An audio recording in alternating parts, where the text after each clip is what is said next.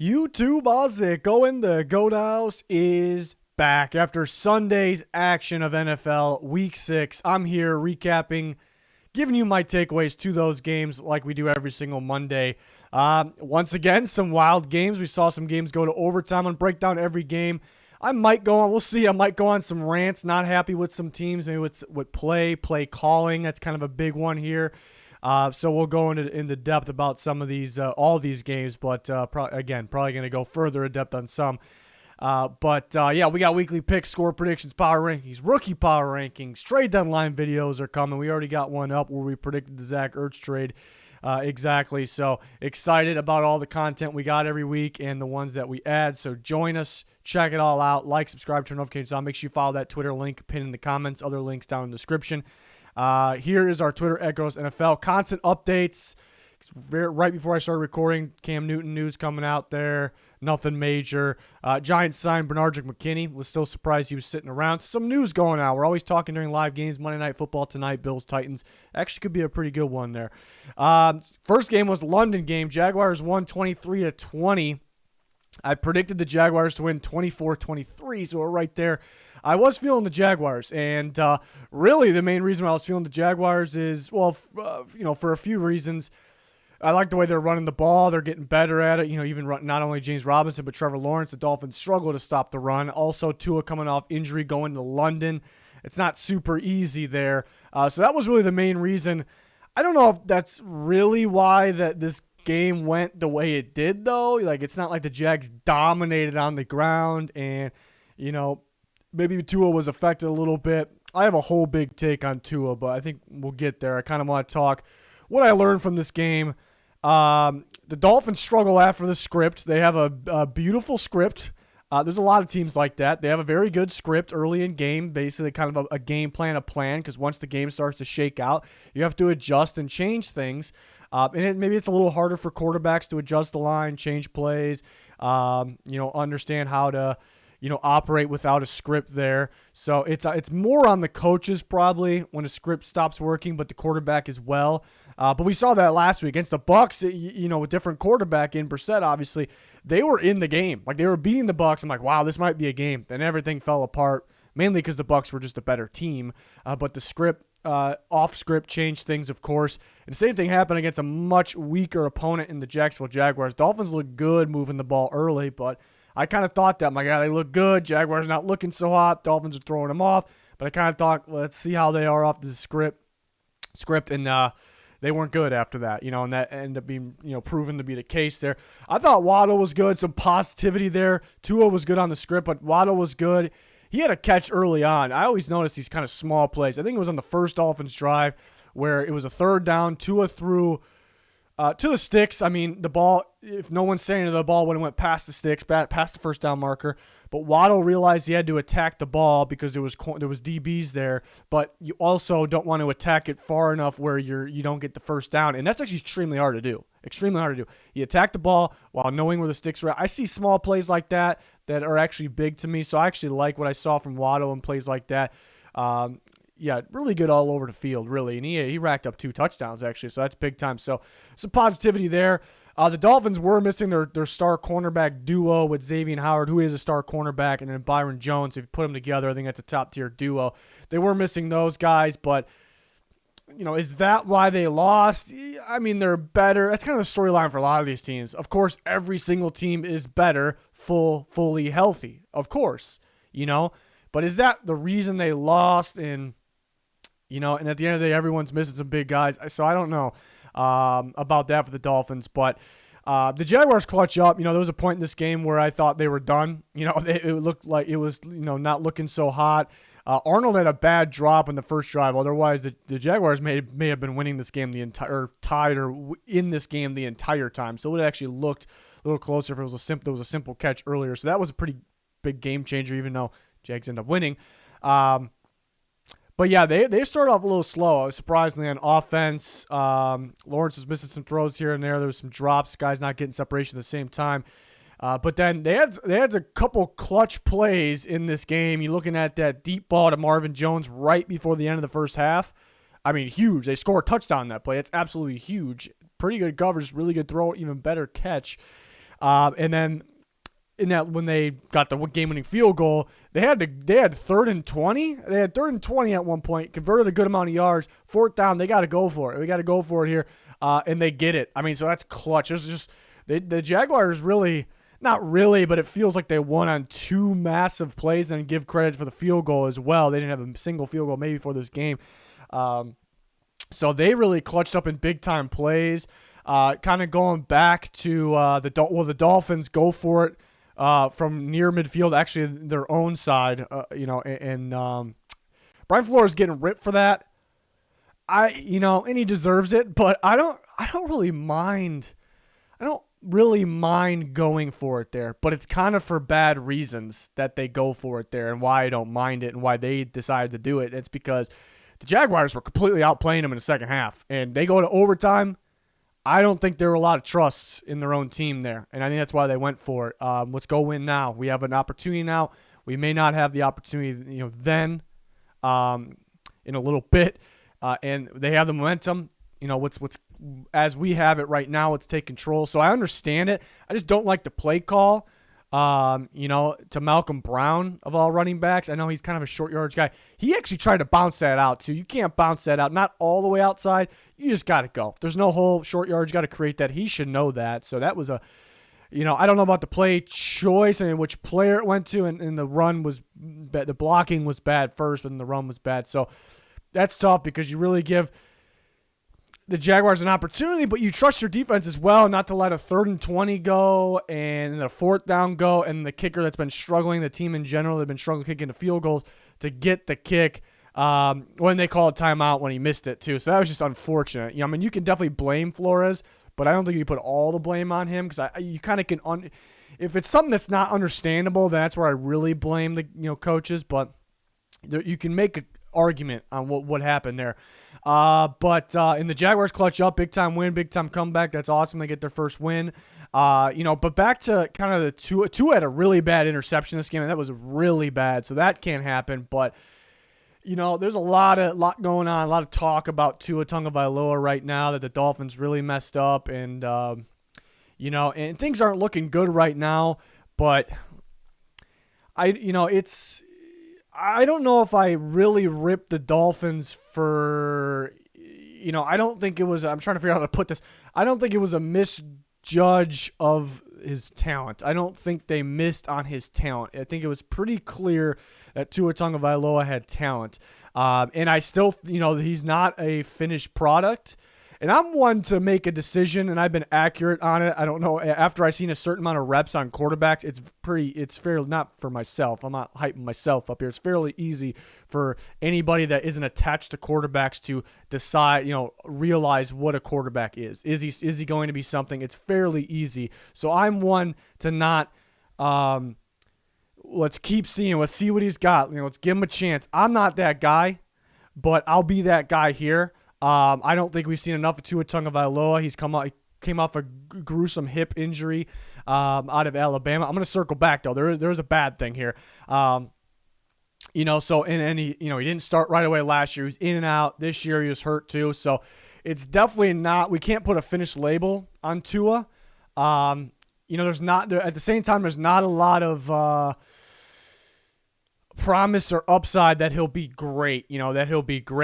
But kind of going back to, I don't think the Dolphins maybe missed on his talent. I think what they missed on is he had a pretty gruesome injury. That was a weird hip injury, unusual. There was talk about him being, a career ender at that point. A lot of teams probably wouldn't have taken him for that reason. And I'm starting to wonder if that kind of scarred him, because he does not look the same. His footwork, even when he completes good passes here and there, his footwork's a mess. There's very early panicking in the pocket, and that interception was bad, and sometimes that comes along with it. So that is, at the same time me saying he's not a finished product, we can't fully judge. We can understand that maybe he's not going to be, he's not going to be an elite quarterback or anything like that. But at the same time, I am pretty worried. I wonder, it's not the talent. He has the talent in him, and he had it, and they picked him for that talent. But I worry that because it was a pretty gruesome injury, I worry that changed the man. That changed the kid here, because That's kind of what it looks like right now. And then you bring up the Deshaun Watson debate, and there is a reason why they're looking at Deshaun Watson because he's a great quarterback, and they get better there. But I start to wonder at this point, you're sitting here with one win only. You're on a big losing streak. It looks like you need more help. There's more problems out there than Tua. I don't know, actually, at this point, is trading for Deshaun Watson the right move? I can't really say it is at this point. You definitely get a lot better, but what are they going to go win a Super Bowl like that? Trading away their picks and just getting Watson all of a sudden? No, there's teams that actually might. I don't think it's the Dolphins, so I know it's not the Dolphins. And they don't even have their own pick. They have, they got the 49ers pick. We'll say the Eagles. The Eagles have the Dolphins pick, yeah. So it's a little bit of a mess there. So pretty big rant on that situation there. The Jags get a win. Talked more about the Dolphins in this one, but the Jags pull it off in London as I expected, but I was losing confidence as the early portion of that game. Packers-Bears. The Packers win 24-14. Aaron Rodgers lets the Bears fans know that he owns them, apparently. But, yeah, this was not a lot happened in this game. Not a lot besides that. That's kind of the big talking point, the Rodgers trash talking, I guess. But, yeah, Rodgers only had, I'm going to look up the exact number so we have it here. He didn't have a whole lot of yards passing is my point. And where's this Bears-Packers game? Just want to get the number here. 195. 195 yards, 2 touchdowns. So Rodgers throws for 195. What do you think happened? I guess you wouldn't say the Packers lost the game, but maybe. But they still took care of business, 24-14 here, win by 10. They just didn't have to do a whole lot. I guess a pretty good performance on defense. I started to get worried about them a little bit because they're really depleted at the cornerback position. So they held it down for the most part. It just was mainly the Packers kind of execute when they need to, extending drives, rolling the clock, finding Devontae Adams on crucial downs, big plays, Rodgers running in the end zone. Aaron Jones had some big-time runs. A.J. Dillon looked good as well. They didn't need to do a whole lot. They kind of just needed to make the plays at the right time, keep rolling, run that clock, and, execute at the right times, like I said. So that's what they did. They clutched up on defense. It didn't really feel like they did anything that special on defense. You definitely credit because they're missing some guys. It's just the Bears really couldn't execute fully on offense. They started pretty strong. I thought Khalil Herbert looked good. I like his vision. He's kind of a see the hole, then one cut and go type of guy, which when you describe a running back, he's a one cut and go type guy with good vision. It doesn't sound that sexy, but that's actually the best types of running backs. Not that Herbert is one of the best running backs or anything, but he's a good young rookie. And that's just the type of running back that I like. So I liked what I saw from him. Pretty good outing there. But yeah, not much going on in offense. And it kind of, Justin Fields only his third start. And I want him to do more. And I look at the play calling, the types of plays. And I don't think anybody's making this excuse because it's actually not valid. But you look at a team like the Patriots, are they holding Mac Jones back because the type of plays are all the receivers running 5-yard routes? That's not the case with the Bears. There actually are some big play potential there for some of these. Not a lot of them, but for a decent amount of them actually. And I want Fields to kind of let it rip a little bit. He needs to let it rip a little bit here because when he does, tight window, sideline, he can hit it. We've seen it, like wild plays. There's just only a little bit of them each game, and we saw it at Ohio State. That's why he was a top-tier prospect, because he has the arm talent. He has the talent in general. He can hit those throws. But the problem kind of goes back to what his negative was in the pre-draft evaluation, which my negative on him was, and again, if for him to have those right now, really the one negative, it's not a problem. A third start rookie, you'd think the problem, the negative of his play, which is him being a slow processor mainly, and which results in him holding the ball a little bit too long. That's okay because that's supposed to be there week 3. Now, it's a waiting game. Will they or not week 3? I should say third start. Will they fix that? Will he fix that with time? Because he's just a kid right now. That it's a big time waiting game because he could be special if they fix that. But that is the problem right now, and it's a reason why they don't win this game because they just didn't do enough. Defense, they gave up some big plays and allowed clock to run, but the defense really they did their part. They could have played probably a lot better, but they did their part. So Justin Fields, another thing. Yeah, again, kind of going back. I just want him to just let the ball rip. I want him to let the ball rip because he hits those. When he does it, he does it. He hits the tight window throws, tough throws that even veteran quarterbacks that he can't make. But the problem is, the play starts. He looks at option A. Okay, let's go on to option B, and then so on. And then if they're all covered, which that happens a lot, guys are covered a lot. It's not really the receiver's fault if they're constantly not getting separation, the whole game, which isn't the case. That's the problem, but it's not the case here. So he kind of goes through. If they're all covered, he's got to kind of go back and make a decision. It's probably already too late by then. Sometimes he's like, all right, I got to fit this in a tight window, and he usually hits the throw, I think. I think he looks good because he can. He has the arm talent. So that's kind of the problem. These quarterbacks that are more polished or maybe even right away, like Mahomes, Herbert, that go right away, they can understand the coverages and they can see the options all at the same time. They don't need to kind of sit there and look at each one. And sometimes you just got to go for that tight throw. You got to feel the pressure. I don't have time to go to that next look at that next option. I got to make that tight window throw, and I want him to do that because he can do that. So he might be playing a little more safe rather than actually the play types, play calls that maybe we seen at first. Maybe the first game, I thought we saw a little bit of that. But Allen Robinson, and when he doesn't see guys, that kind of gets me a little bit because he's going to take some time and look for guys, at least see and look for the open guys. At least you got to see it because Allen Robinson had a touchdown once. You didn't see him. There was a missed offsides call on the Packers in this game, and then Fields ended up letting it rip and it was picked off. There was, that's a tough one.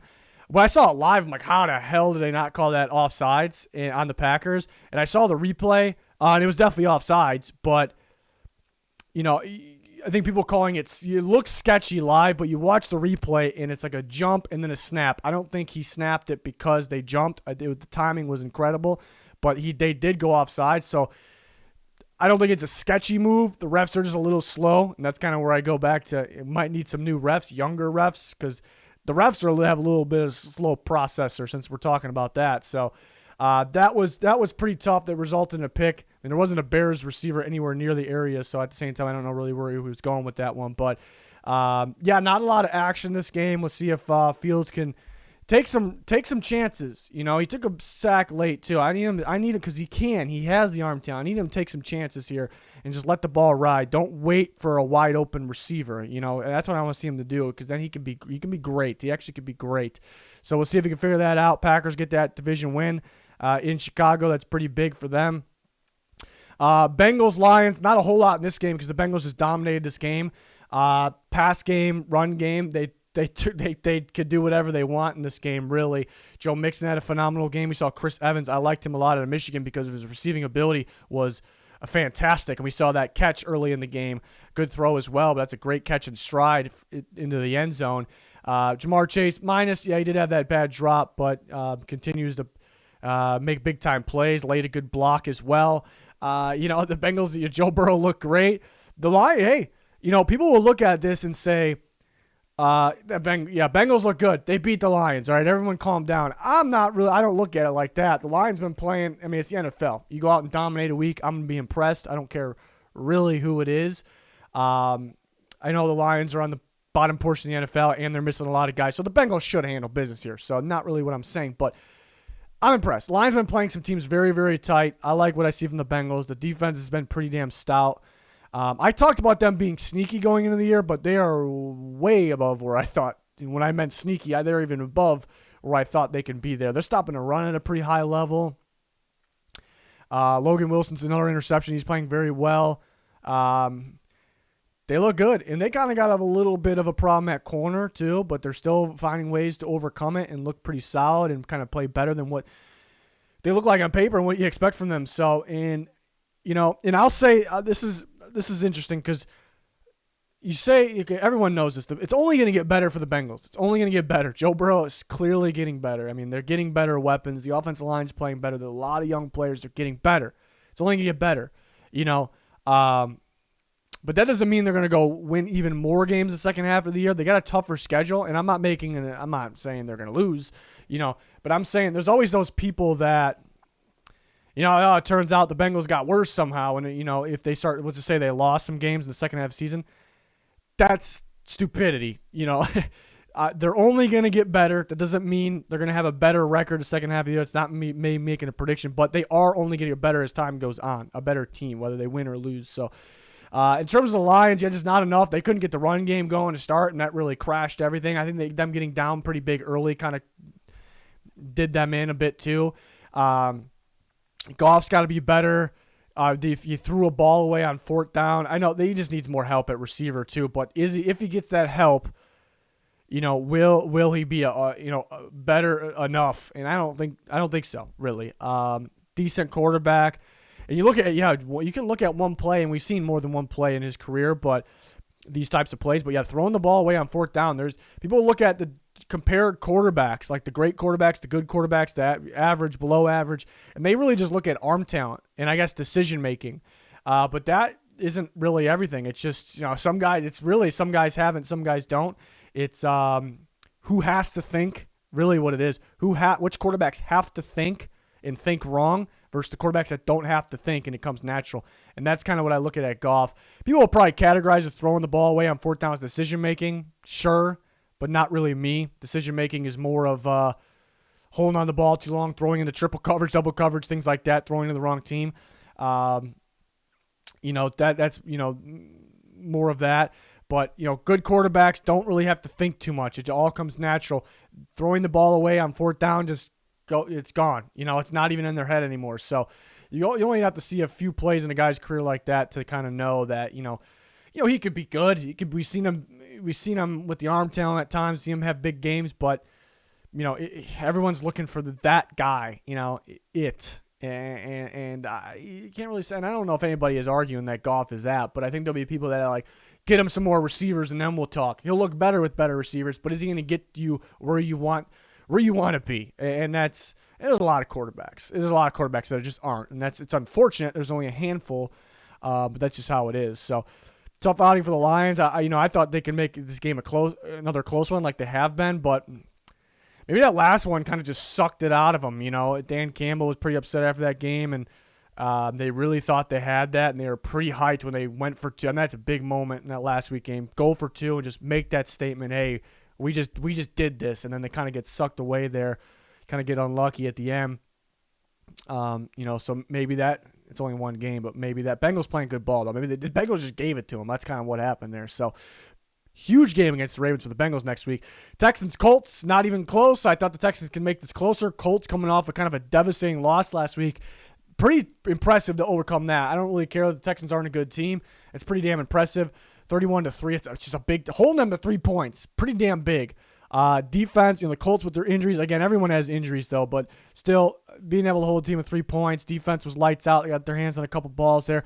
Davis Mills, actually, look at Davis Mills, and you wouldn't think that guy is pretty good throwing on the run and kind of struggles standing still in the pocket, kind of inaccurate there. It's kind of odd. You still got the good throws in the run. He just made some very poor decisions. I thought one interception was Isaiah Rodgers. I think he's a sneaky underrated player, actually.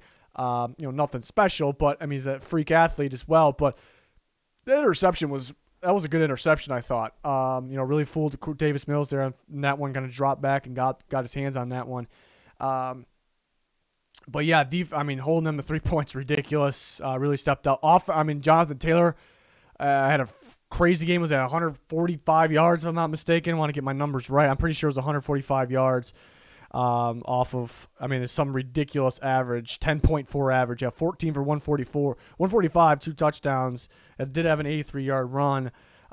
He had an 83. I love the people. I don't know if anybody said it about Jonathan Taylor here. I don't think so. But there's always the people when they see a running back with a lot of yards, and they'll go, oh, but he had an 83-yard run, so that's why he had a lot of yards. And my response is, but he had an 83-yard run. Like, that counted. So I always see that from people. It's a little ridiculous. I think I said it last week. I'm kind of amazed at whoever the Colts put on there on the offensive line. Their run blocking is automatically just insane. Pass blocking, I think it was okay. It was definitely better in this game, but, it's more the run blocking that's way better. But Wentz didn't have to do a whole lot. I thought he made big plays when he needed to, kind of like clutch downfield plays. But what was he? He was just over 50%. Did miss some throws. Still holds the ball a little longer than I like him to, but made big plays and needed to just dominate performance, mainly their defense. Jonathan Taylor. T.Y. Hilton was back, and he seems to always dominate the Texans. He's back, and he dominates the Texans, so there you go. Could be the time where Texans could unload some more pieces maybe, trade deadline approaching. We'll talk more about that, but when the time's right. Colts can really turn it around right now. Now, I can't wait for that 49ers Sunday night. Something about that game. I like that game a lot. I think it's a real good matchup. Colts really could turn this thing around for sure, actually, right now. If they would have won last week, I feel like they would have already turned it around. They had that game last week. But that's a big-time win for them. Rams and Giants, 38-11. Dominating win from the Rams. Both sides of the ball, they made plays. They clutched up when they needed to. Another big game from Cooper Kupp. Stafford hitting Cooper Kupp. There is kind of, I talked about that, showed up in the Cardinals game. There's a little bit of downside to that duo being so dominant. It's because Stafford's kind of constantly looking for him, and it kind of, hurt them in the Cardinals game. Like he didn't see, Woods underneath where they needed to go underneath, or maybe to somebody else. So, I'm going to see it against the good teams. You can't I don't think he forced to Kupp this game. Like he was just open. He made good throws.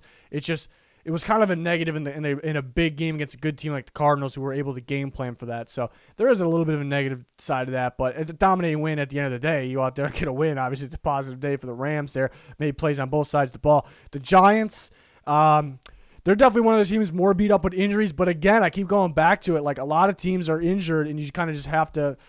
You have to play better. You have to clutch up, make plays. Daniel Jones got to play better. This is a bad outing for Daniel Jones. This is kind of the guy that, that we've seen most of his early career, and what tells us, they need a quarterback still. And he's had good moments throughout the early portion of the season, but when we know stuff like this is going to pop up, and people will use the excuse that he's missing guys or guys going down, and of course the Giants are better when they're full health, but it wasn't really an excuse here that, he just kind of made mistakes that were just on him.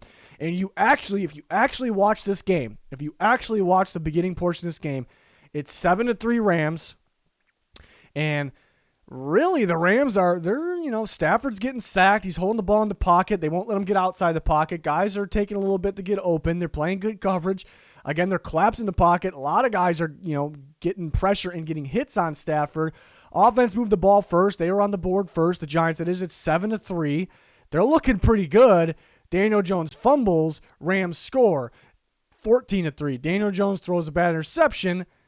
Sterling Shepard did fall on one, but, I'm not one of the guys, and I put that on him, but I'm not one of the guys that's all on the receiver. A quarterback threw the ball to the wrong team.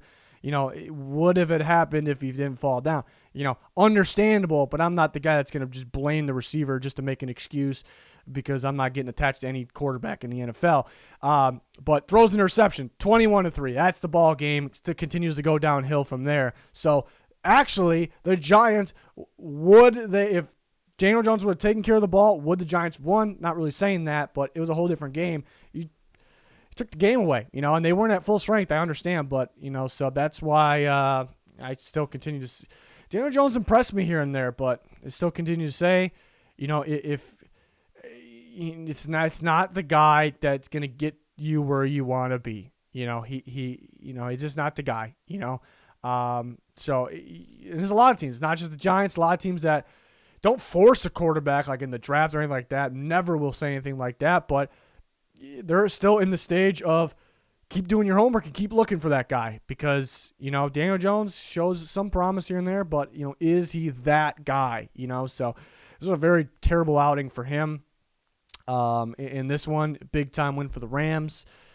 Giants, it's tough. They could have had some more wins earlier in the year. Maybe that could have changed some things around. They've had some unfortunate injuries, but we'll see if they can bounce back.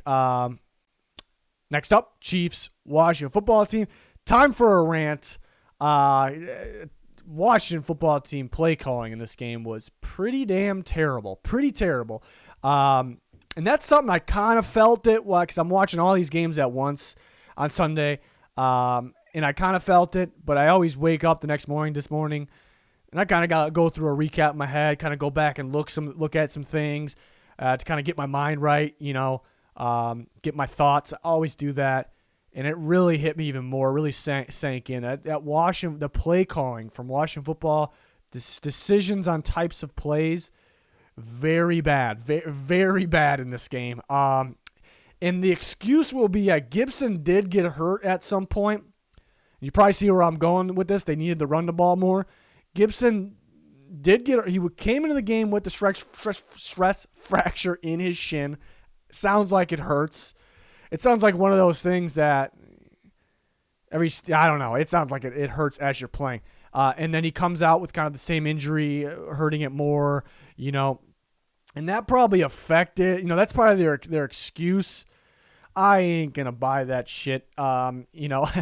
They needed to run the ball more. You have Taylor Heineke, and he's kind of a clutch guy, athletic guy here and there. He's not a starting quarterback, though, in this league for if you want to go where you want to go, and they're passing on first. There's times where they pass first, second, third, we're going to punt the ball. There's times where they pass on first. They're passing 2 out of 3 plays. They're punting the ball.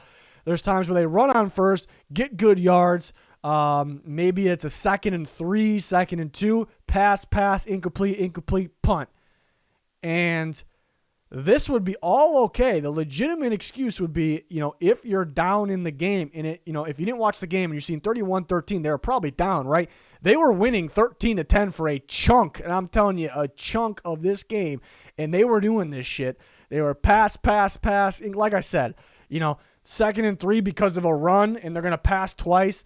It's bad. That's bad. Chiefs defense, you only scored 13 points on. You should be able to pass and be more effective, but this team you can run all over first. I know you should be able to pass on them a little bit, more than a little bit, but man, that's bad. I keep saying it, but I really, I knew it wasn't good yesterday watching the games and after the game, kind of thinking about everything, but I really realized that, this morning how bad that was. Even, and we're not going to sit here and make an excuse for, Heineke and, receivers not getting more separation. That doesn't cover that up. If the play call is what it is, you still got to go out and execute. It doesn't mean because they called a pass when it should have been a run that, they failed them. There's no chance. No, there's a chance if you execute. They didn't execute on what has been the worst defense in football. They didn't execute. So I'm not going to sit here and make excuses or we're not going to throw that under the rug that what happened there. So, and they had this game for a bit. Defense was making plays. End of the day, defense didn't play good, but they played the Chiefs. But they made plays when they needed to. Really, the offense let them down more than the defense let them down. Obviously, the Chiefs end up dominating, win this game. And I'm not saying that. If you're a Chiefs fan, I'm not saying it. The only reason people always take things the wrong way. I'm not saying anybody in this case will. The only reason that Washington won because lost because they're play calling. No, the Chiefs won because they're better. Plain and simple. Mahomes had a bad interception at one point where it was kind of a bad one, but Mahomes is great. He made those plays. That cross body on the run, that I think it was Tyreek Hill, perfect ball. And people always say, Mahomes makes these throws, everyone goes nuts. Somebody else makes those throws. Nobody says anything. Nobody else is making that throw. In the same category, they're on the run, they're off balance, in the same category, and it's pretty remarkable when those plays happen. But I don't know if anybody's making that throw, what he did in that game. Ridiculous. Interception was bad, but that's really it. There was 2 other turnovers that weren't on him. Obviously, one was a fumble, obviously. One in the red zone, Tyreek Hill's hand went right through his hands, interception. It was a pick 6 last week. I think Hyde got it, went right through Tyreek Hill's hands. Tyreek Hill been dropping the ball too much, gets hurt, comes back. He was great when he came back. Knew he was probably pissed off and he had to prove something clutch up. So that was good to see. Got to catch the ball better. In general, got to catch the ball better. But, yeah, the Chiefs clutched up, come back from down. The defense held them to 13 points. You got to give them credit there for sure for the Chiefs, obviously. But, yeah, they made plays, and a couple guys hurt, obviously, too, and made plays and clutched up and won that one. So that's a pretty good day, overcoming some things, winning 31-13. Back to Washington, there's not a lot of hope for this team. It's another team. Do you trade for Deshaun Watson? You're a lot better with Deshaun Watson, but they actually need a lot more help than that as we come to realize here. So, and all of a sudden coaching seems to be a problem here too. So, I don't know. They need more help than we thought. I can't trust them on either side of the ball. Of course, their quarterback is hurt. I trust him a little more at Fitzpatrick, but is he really the guy? I like Fitzmagic, and he can put some magic out there sometimes, but it's not a team I can trust really in any area, which shouldn't be the case and wasn't supposed to be the case. So it's unfortunate for Washington there. They could have had, even though the final score is 31-13, the Chiefs are just better. The Washington football team could have had this one. Like I said, what happened in that game? Vikings, Panthers. I'll tell you what here. Pretend you didn't watch this game. Team 1, Team A had 571 total yards. Team B, quarterback went 17 for 41, a terrible outing. 17 for 41, receivers dropping the ball. They turned the ball over a ton. What happened? Team A or Team 1, whatever I said, beat their ass, right? No, the Vikings always find ways to make things interesting. 571 total yards. If you're not familiar with total yards in a game, that's absurd. It's absurd. And that this game went to overtime is even more absurd. It's just the same thing for the Vikings every week. They outplay their opponent by a pretty big margin, and they kind of make it interesting. I will credit the Panthers definitely for that. The drive to send it to overtime. I mean, they had fourth down back in their own end zone. Converted, big play. Convert another fourth down, score. You have to get a 2-point conversion. They get it, so you definitely, they deserve credit on that drive. Other than that, the offense was pretty disastrous. Yeah, I think it was Darnold was 17 for 41. Everything was short yardage. He couldn't really hit even the short throws. He threw an interception right off the gate, fumbled the ball. Vikings pressure started to get to him in the fourth quarter. Earlier, though, first portion of this game, he had a lot of time on these. He's just plain and simple missing throws. He should have used his legs more. If they would have, maybe they could have designed some plays to use his legs. But that they could have won the game off that maybe if they did that. But you see why Darnold's not it. He's not the guy. He looked good pretty early this year, but he can look good at any time of this year and win a game, sure. But he's not going to get you to where you want to go, and was obvious to me at least. I actually had people arguing with me. I couldn't believe it. Going into this year and after there was 2 games of the season, whatever. But think about it. The quarterback played that bad and you went to overtime. Like, you had to overcome some ridiculous things. You had to clutch up. They blocked a punt for a touchdown. I know there's a lot of, the Vikings missed some field goals too, but they clutched up. They made plays. And with all of that, where one team completely outplayed the other. I mean, completely outplayed the other team, and you took them to overtime. Just think if they had, and I'm not coming after Darnold here, but if just to think if they had a decent quarterback, even a decent one, and they would have won a game they had no business winning. They probably wouldn't have been in that area of no business. So this is a team that I think should consider trading for Deshaun Watson if they are comfortable with the off the field issues, and those picks are protected. And the Texans are willing to do that. We've heard this is a team that should do it because. Without, what they are right now, I don't trust them to get to the playoffs. With Deshaun Watson, they can do more than just get to the playoffs. So this is a team. The Dolphins. Dolphins and Washington football team. I'm kind of like they'd be a lot better with Deshaun Watson, but really, is it the right move because where they're at and what they need? So the Panthers, I think, could be the case here. The Vikings got to put these games away. There was they trust their kicker more than their big time playmakers. Their quarterback, Kirk Cousins, has been clutch as hell too. How many game winning drives does he have to orchestrate? I mean, it's insane what he's done this year. And another thing, credit the Vikings offensive line because Kirk Cousins didn't get sacked once. I think he broke pocket maneuvering and broke a sack at one point, but. And was clutch, but the Vikings offensive line is actually getting better here. And the Panthers knew they couldn't really blitz them because Cousins is better versus the blitz, so they tried to. We talked about this going into the game. That's why I picked the Vikings. Because they're kind of taking away the Panthers' defense a little bit, and Panthers' defense is real good early in this game, but the Vikings end up getting 571 yards. It's one of their most in franchise history, actually. And Dalvin Cook stepped up, later in the game. Thielen had a clutch catch. And they were kind of Osborne at the end. That was just a beautiful throw by Cousins. But this game should not come down to this. So I don't know what's happening. There was a drive they could have put the game away. They start with the play-action pass. They don't go conserve. They start with a play-action pass. Tyler Conklin, their tight end, a 40-yard gain, and then they shut down. They give up because they're in field goal range, miss field goal. When you just choose to pass the ball, it's the same story every week. You choose to go for the big plays and try, good things happen. They get the ball in overtime. They're tied. They pass the ball down the field. When they were losing at one point in this game, they pass the ball down the field and go and score. So it's kind of sickening. That's a team that's very capable of doing it, and they're kind of getting held back by their, I think, the coaching decisions here. So once again, another wild Vikings game. Panthers offense was a mess. Some drop balls were bad. Robbie Anderson was bad. DJ Moore dropped one. He was clutch at the end, but dropped one. Also fumbled one.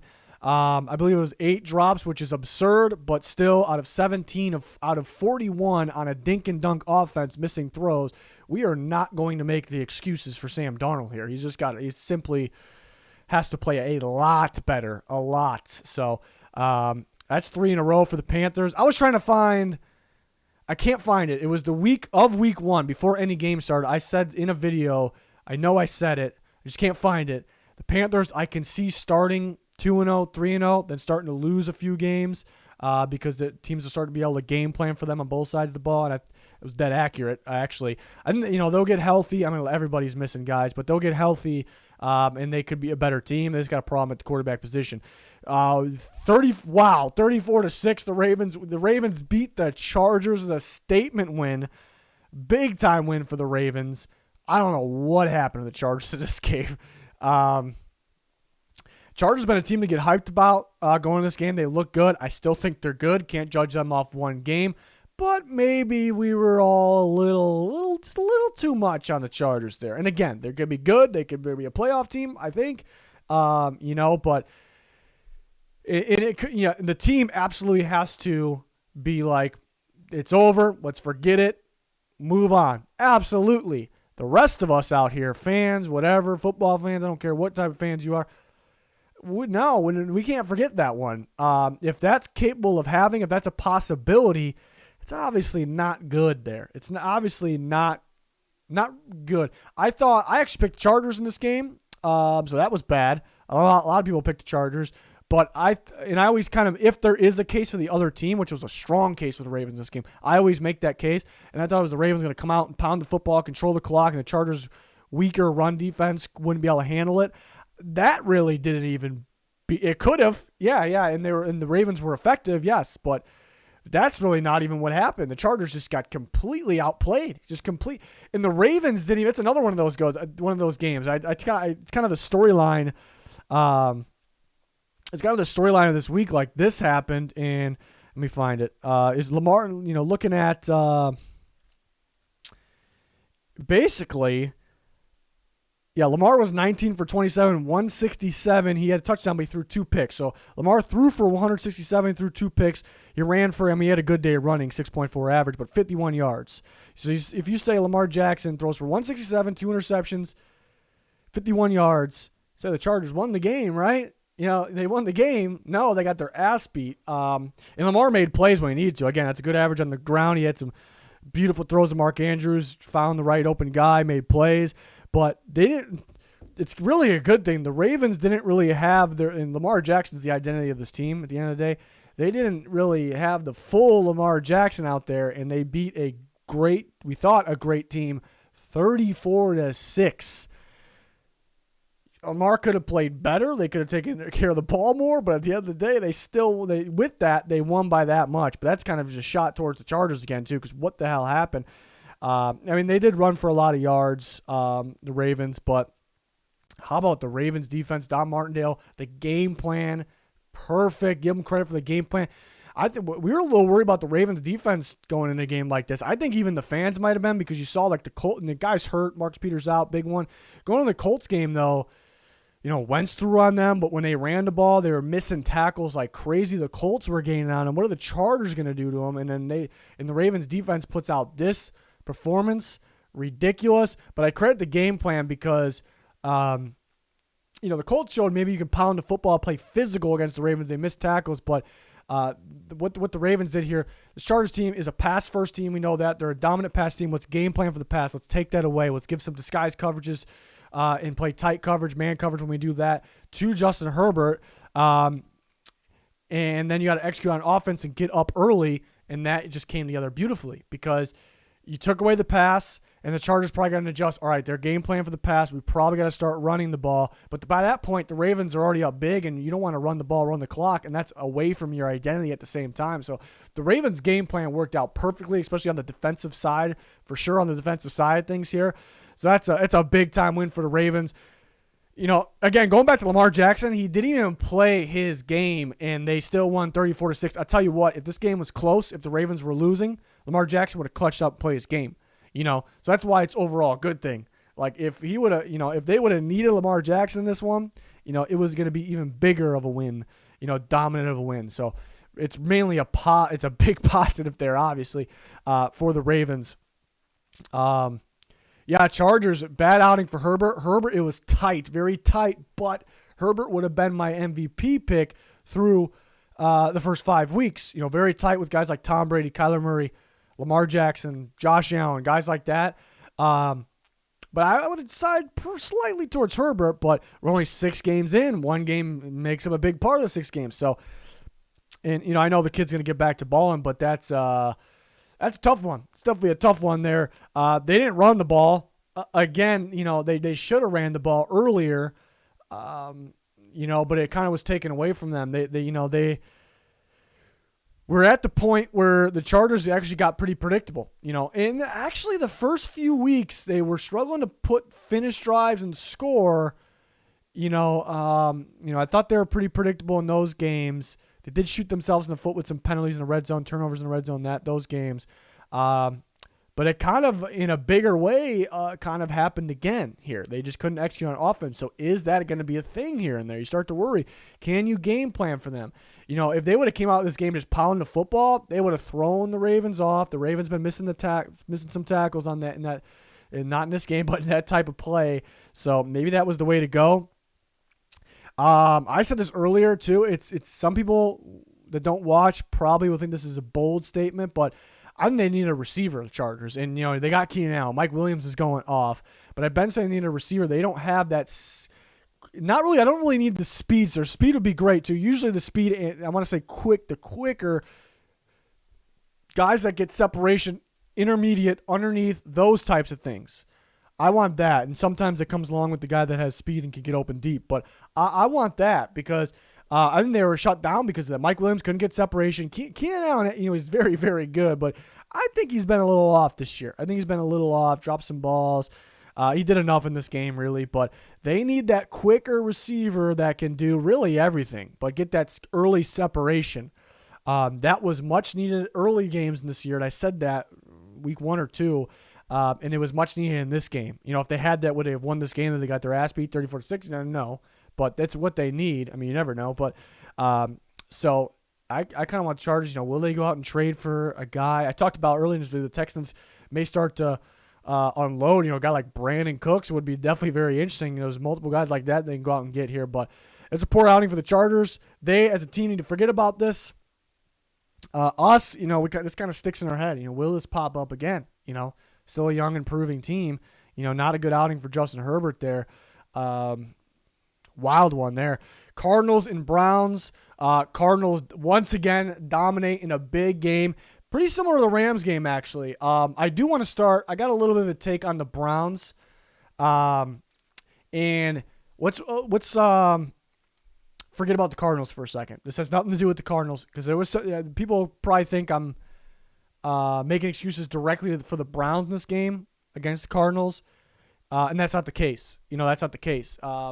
But the Browns were very, very beat up. They were very beat up. Again, a lot of teams are beat up. The Cardinals were, again, I want to take the Cardinals because I'm kind of focused on the Browns, but the Cardinals are missing their head coach, and they're missing some key players. Obviously, other teams around the NFL missing key players. You just have to figure it out, So I'm definitely not making excuses for the Browns, but I mainly want to focus on the Browns here because, first off, they were missing a lot of key players, and key players went down within this game. So my point, are they a better team? I'm not talking about against the Cardinals. Do they, I'm not saying they win against the Cardinals if they're full health, just focusing on the Browns here. Are they a better team when they're fully healthy? Yes, every single team is. They are a better team when they're fully healthy. But that's not really my takeaways from this game. I think there's problems with the Browns right now. And of course they're better, and maybe some of those things hide a little more. if they're fully healthy.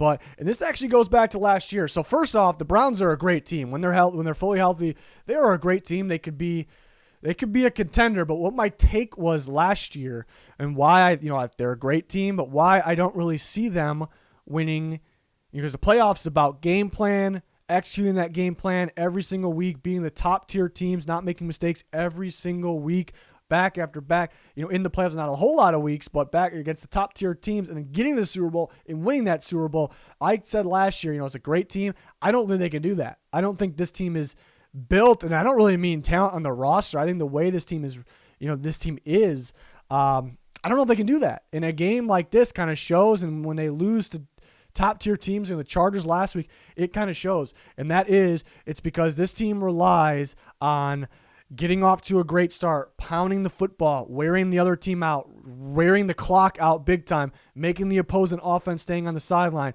and then executing that where the opposing offense doesn't get quick big plays because they're going to have limited time and they don't get the chance to get in their groove, but they can get those big time plays still. So they rely on way too much. There's way too much relying on this type of team, and that's the problem when, they can go beat they can beat anybody. They can beat anybody in the first round of playoffs, second round of playoffs. Will it happen perfectly every single week into the Super Bowl? I don't think so. I'll say it. You may not be happy with me. It's not going to happen. It's just not, and now they're beat up. So that's going to hurt them even more, but they rely on too much. And I picked them to beat the Cardinals because you can run the football on the Cardinals. And if you pound the football and it executes, if the plan works, it works, but it didn't work. I know they were missing Nick Chubb, but also even when they were able to move the ball down the field, Kyler Murray and company just able to hit them with anything instantly, and they're a very good team, so it's not like they lost to a bad team here, and they're able to make plays on defense. Baker turned the ball over. They get down so early that the run game was taken away. When that happens, the Browns, they're in trouble. Baker's got to clutch up and make plays. He's holding the ball too long. He's fumbling. He threw a bad interception. I know he's playing hurt, but there's really I don't know. There's no excuses here.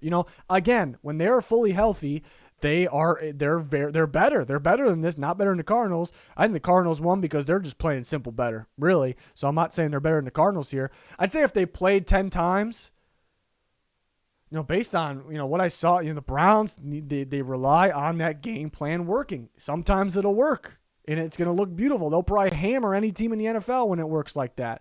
But they played 10 times. Cardinals probably win 7 or 8 of them, just based on what I've seen here. So, and then another problem with the Browns, all of a sudden, I thought they were looking like the best defense in football a couple weeks ago with the Bills, right there with the Bills.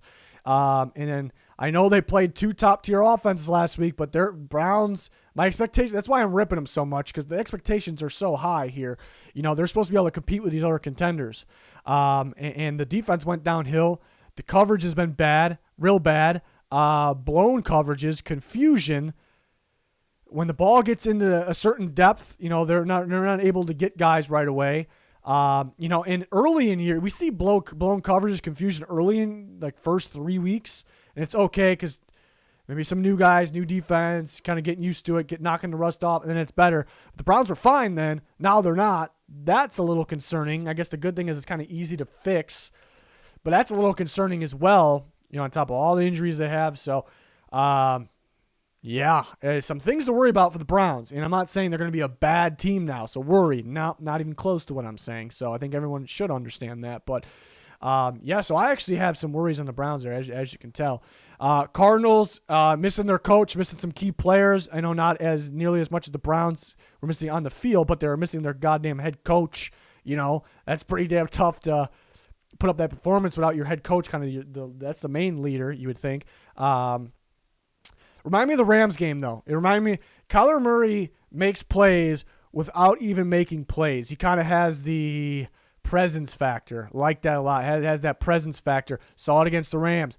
It happened kind of mid-game against the Rams where it's like, all right, we got to figure out, we got to stop this guy from scrambling outside the pocket, either running or making throws on the run. Let's put some athletic guys on the outside. Contain. Middle's wide open. Let's hand the ball to Chase Edmonds. He broke off, run on the Rams. Same thing kind of happened with the Browns here. I think it happened early. They broke off a pretty big run early too, but Connor was racking up yards. Edmonds was racking up yards. everybody. I'm not going to sit here and list everybody. They're racking it up. They were able to do anything they wanted, and it's kind of my same takeaway in the Rams game. Their two kind of biggest games of the year, big tests. Again, because the weakness for the Cardinals, I do think you can run on them. The Browns weren't really able to do this because the Cardinals are just that explosive, able to get up that start. In the red zone, again, I talked about the defense. You can run on them a little bit when it comes to short yardage and red zone defense. They clutch up. They make plays. They're very good in that category. They were pretty tight in coverage too. People were complaining for pass interferences on some of those. I thought, there was some contact, but if you call those every time, like Marco Wilson, pretty tight in coverage. I don't think that, if you call those every time, I'm gonna have a problem in the NFL. So I didn't really see that. The Browns just couldn't execute. I don't think. Again, they weren't fully healthy. They're better when they're fully healthy, but I don't really, is that why Baker turned the ball over? Is that why, they're blowing coverages? No, it's not, it's not. So I'm not really going to make too many excuses for the Browns, but I keep saying that though. Yes, they're better if they're fully healthy, but everybody is, So I wasn't thrilled with the Browns in this one, thrilled with the Cardinals. Obviously they continue to roll. They're the top team in the NFL right now. On to the next one. Raiders, Broncos. Broncos pretty damn disappointing here. Raiders are in a mess. I don't know if you knew this. It's pretty much a mess.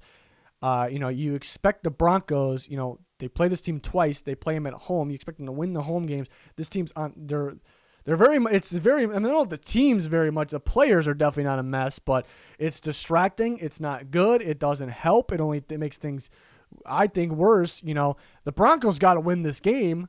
They got to win this game, and they get dominated. I don't care what the score says. 2 weeks in a row, they kind of come back late when it's too late.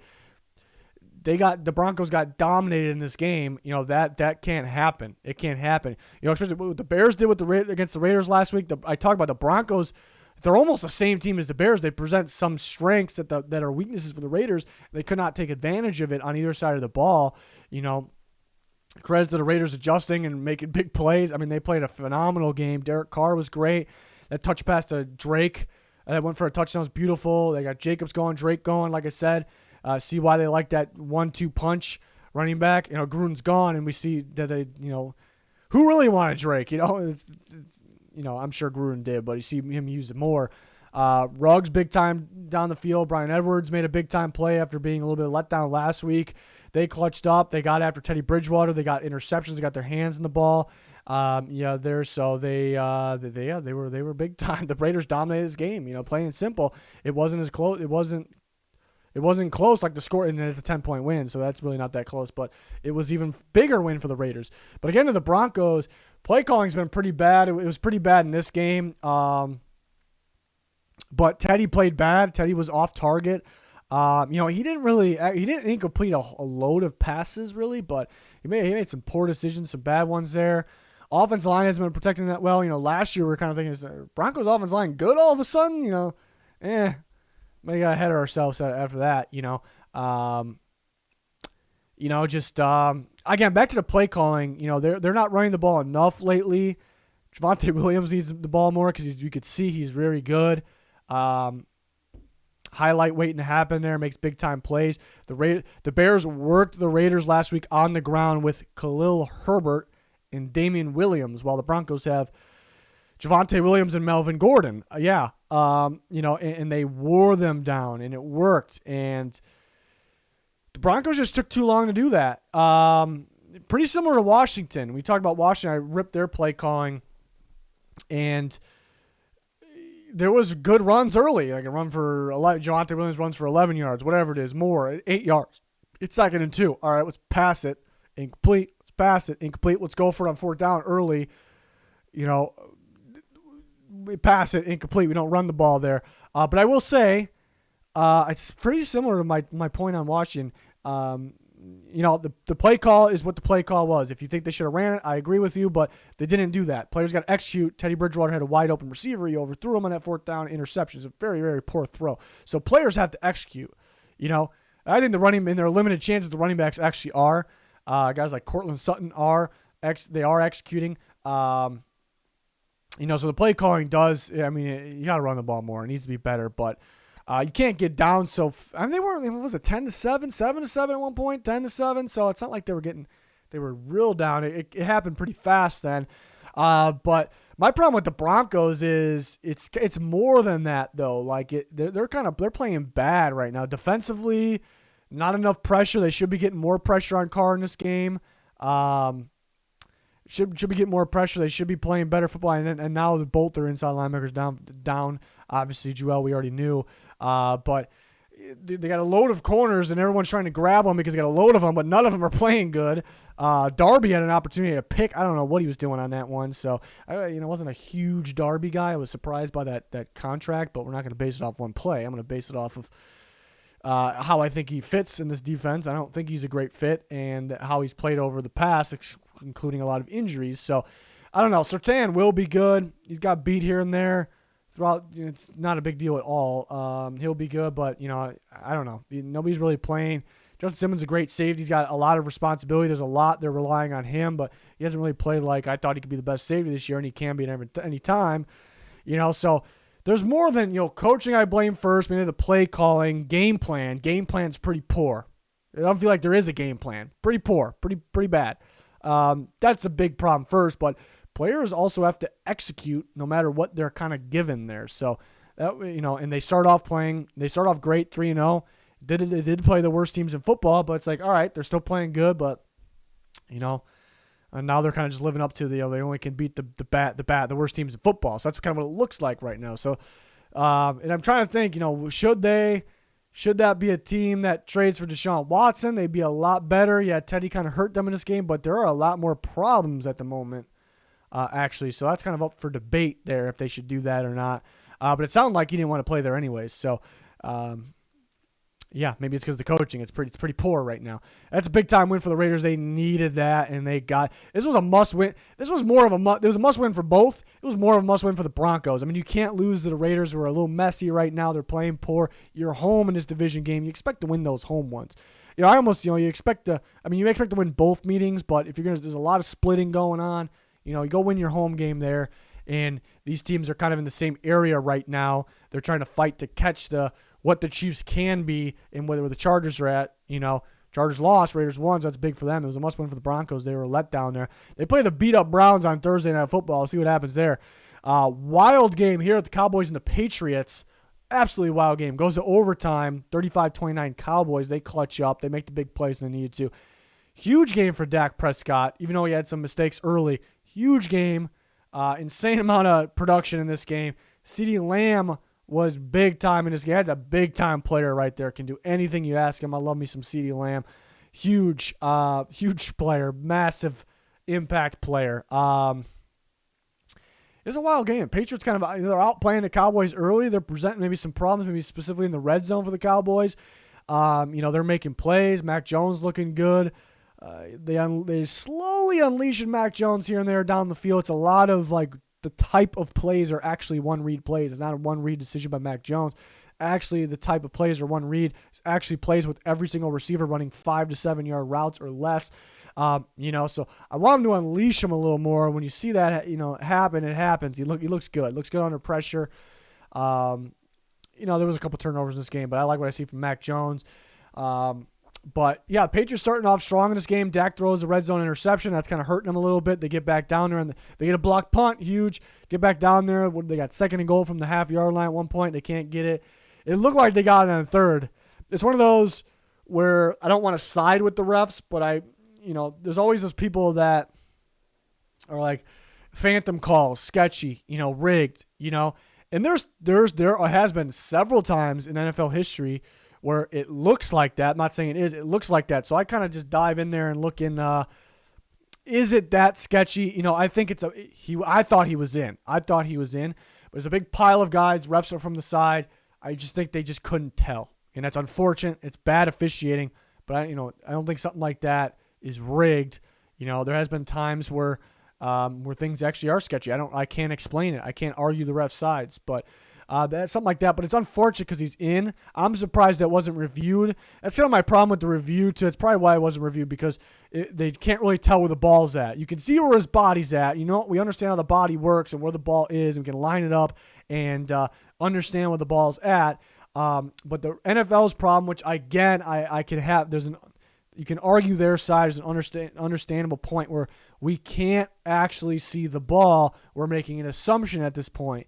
But when you understand like his body and where the ball is at, and you're saying, okay, he was in. We don't see the ball, but we know he was in. College football does that right. College football actually will make that, if it's an assumption and some where we really know, even though we can't see it, NFL won't make that call. So that, to me, is a problem, and it constantly happens. But they didn't review this one. And then so that should have been a touchdown for the Cowboys. It wasn't. Whatever. That's how it goes. Every game, every week, it happens. And then Dak fumbles the ball. So another crucial in the end zone, actually, turnover, and that kind of turns things around again there. But the Cowboys stick it in there. It's kind of back and forth at this point. Trevon Diggs gets a pick six of at least one interception every single game. This one was kind of tipped to him, but when it happens that often, at least one pick in the game, and he's just a known playmaker, it's not really luck anymore when that happens like that. He's just a very good football player, instinctive playmaker, very good after the catch as well. We see that, knows how to find the end zone. So that was a big play there. And then the Patriots right back at him. They actually beat Diggs and then let Mac Jones throw the ball downfield. I was actually there's people actually arguing with me on that because it's hard to break down right here. That'd be pretty, something I kind of want to break down. If there's an all 22 clip. I was actually saying, and I know this for a fact. I was actually saying, and there were some people that thought I was making excuses when I was clearly not making excuses. Diggs got beat on that play. He misread the ball. He thought the ball was going to be underneath the receiver, so he stepped up underneath. That's not a good play. It's a bad play, so I'm not making excuses. But I said that it was actually on the double move. It was actually good coverage / adjustment, actually better than good. If you understand how to play corner, if you understand the cornerback position, how it all works, that was actually good. So the double move that happened in the first 5 yards or so, 5 to 7 yards, didn't actually beat. It was a great route. Didn't actually. People were saying burnt, cooked Diggs. No, that didn't beat him. Diggs misread the ball. Good overall play by Mac Jones and the Patriots there to get that ball in the right spot. Still a good route. But when you're covering that double move, Diggs actually did it perfect because the player, was that Myers, hits outside and you open your body. It's hard to do this way. It would actually be this way. I'm reversing the camera, but it's hard to do sitting down here. But I think where people get confused because he turns around. Diggs completely turns around from this way, and the receiver hit the double move, went back this way, and Diggs turns this way, and he was instantly back on him. He was instantly recovered and back on him. It's not really like recovery because that's what he's supposed to do. And people don't realize that's what you're supposed to do because your momentum's going this way. If you stop because the receiver went here, if you stop and you got to stop your momentum, go this way, and then you got to turn around and catch him, it's wrong. You can't do that. You want to go with your momentum, and he was right back on him, but then undercut when the ball was thrown because he misread the ball there. I don't know why he did, but he misread it, and that was poor job there. But maybe he did think this because the safety was over the top in a good position. Maybe he trusted him there a little bit. I don't know. But he did misread the ball, so that's why I know people were arguing with me on that. But there's a lot of people saying stop making excuses. I think there was people that don't follow me and thought I was a Cowboys fan or something, but it wasn't an excuse. I'm telling you, he got beat. He got beat because of this, not that. So that was interesting. But back to the game. So kind of back and forth. The Cowboys put together a drive to send it to overtime. Zerline missed the most recent field goal, which I probably would have went for that last one. It was 4th and 1. But Cedric Wilson, who's been sneaky clutch for the Cowboys, makes an incredible grab. That was crucial. Not a lot of people talking about that. They get the line up for 4th and 1. Some people probably would argue to go for that one. I think you got to kick that one. You have to. Zerline, clutch. Makes it. He's hit a couple field goals at the end of the game so far this year too. So he's clutching a moment. They go to overtime. It seemed pretty simple for them in overtime. CeeDee Lamb, he was waving for the ball way before the play was fully developed. So he knew it was coming. Wide open, gets in the end zone. It's an electrifying player right there. Dak was clutch in the end, even though starting with a couple turnovers. Patriots had some tough ones. They had a good comeback against Texans last week. They played pretty poor in the first half. They had some tough ones. They probably would have beat the Dolphins if they didn't fumble late. They had the Saints kind of slip away there with a weird game. They had some tough ones, tight ones, and this was one they could have had. They're a better team than their record. I will say this. I will rip the coaching staff a little bit. They had I want to say they had a 4th and 1 at one point. I think it was a 4th and 1, 4th and 2, 4th and 3, 4th and 4. If I remember this game correctly, 1, 2, 3, 4, 4 times. 3 of those. 4 of those they punted. They punted all of them, so not a lot of trust. Not a lot of trust there. Some of them I can understand, situational, what the score is, what the clock is. I understand. All 4 they punted. 3 of them went for scores for the Cowboys. I think 2 were touchdowns and 1 was a field goal. So maybe a little more trust. Maybe there needs to be a little more gamble. A little more gamble, maybe. I think it'll come. I think it'll come. Letting Mac Jones go a little more too. It's slowly getting there. So I'm not panicking about it at all. But that's kind of been a theme this year. It showed up in a game like this where if they would have went for one of those, the 4th and 1, and got it, and they would have won the game. I know there's a chance they don't get it, but so take a little bit more risk here. We'll see if that happens. I think it will. And at some point, I think, it's an assumption, Patriots can start turning on here. End up being a wild, even though it was a very boring one for a good portion. First score wasn't until second quarter. It looked like the Steelers were going to have an easy one by halftime in this one. But ended up being a wild game. Seahawks didn't run the ball at all in the first half, so that was kind of a mistake. But on good job by them, they adjusted and they ran the ball tremendously well in the second half. Geno Smith made some good throws when he needed to, and they clutched up and they outplayed the Steelers in the second half of this game, and kind of forced the overtime there. Steelers, I think the Big Ben fumble, which definitely was a fumble. Big Ben didn't seem to think so, but I'm sure a lot of quarterbacks probably wouldn't. But it was definitely a fumble. Tuck rule doesn't exist anymore. It was 100% a fumble. I don't think that's even. I know that's not even debatable. So that was pretty costly to them. And but the defense the defense had some clutch stops in this game, especially in overtime. Twice, TJ Watt coming up clutch. Phenomenal player. I see a lot of people on Twitter at the game saying that. We know that. Yes, we know that. It's a huge, big-time play. Elite player for sure. Well worth the money. I see people saying that. We know that. We already know this stuff. But incredible. Pretty much ends the game's drives off 2 sacks in overtime. One's a strip sack. Incredible.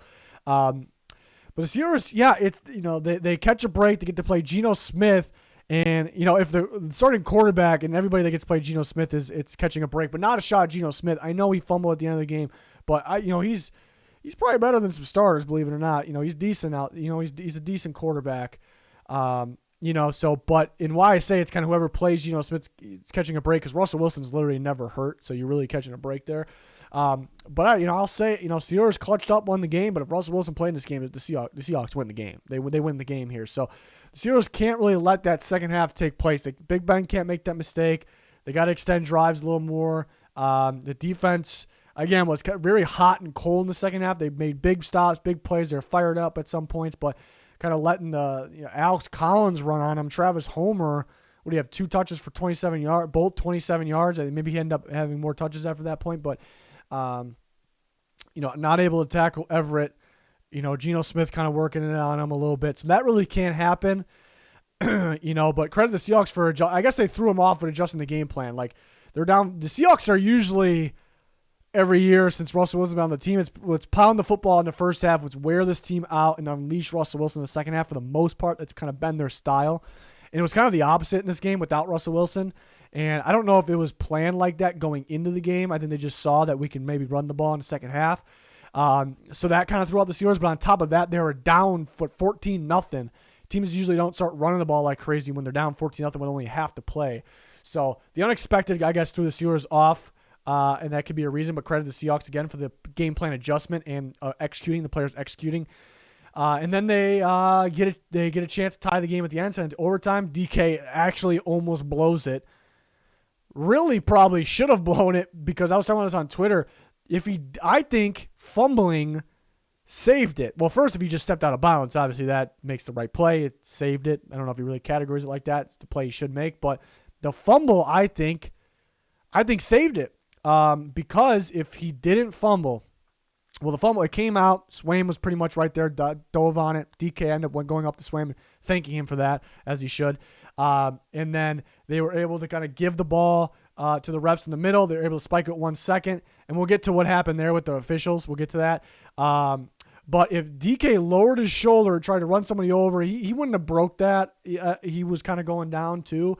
And he would have fell straight who knows? I'm not 100% guaranteed, but pretty confident he would have fell straight down, would have been just in bounds with a defender on him. And it's kind of smart. You don't really like it, appreciate it, but it's smart. All defenders kind of hold guys down for at least a second or two.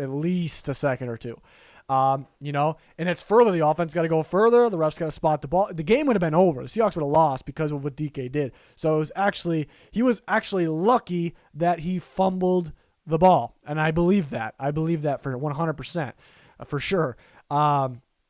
But then they spike it with 1 second, but apparently the refs stopped the game with 3 seconds because they wanted to review a catch that was clearly a catch. Maybe something with the fumble confused them a little bit. And Mike Tomlin was pissed, and I would be pissed too.